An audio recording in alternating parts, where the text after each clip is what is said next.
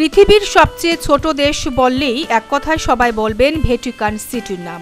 তবে এর থেকেও যে ছোট দেশ রয়েছে পৃথিবীতে এটা হয়তো অনেকেরই জানা নেই।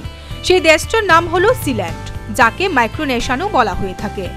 দেশ মানে জনসংখ্যার বিচারে অবশ্যই বিচার্য হবে এর আয়তন।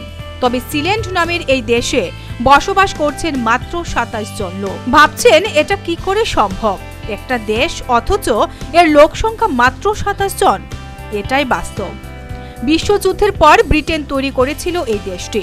১৯৪৩ সাল তখন ব্রিটিশদের ভাবনায় সেজে উঠেছিল এই দেশটি।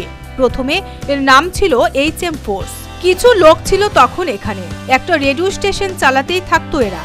ইংল্যান্ডের সমুদ্র তীর থেকে ১০ কিলোমিটার দূরে অবস্থিত এই দেশটি। আন্তর্জাতিক স্তরে এখনো এই দেশটি স্বীকৃতি পায়নি, যার ফলে এই দেশটি মাইক্রোনেশিয়ান নামেই পরিচিত। সবচেয়ে প্রধান বিষয় হলো এই দেশটির নিজস্ব মুদ্রা রয়েছে, যা দিয়ে চলছে এই দেশের আর্থিক লেনদেন বিভিন্ন বিষয়ে।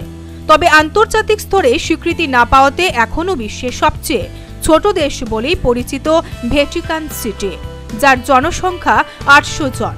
এদিকে সিল্যান্ডের জনসংখ্যা মাত্র ২৭ জন। Bureau report, news vanguard.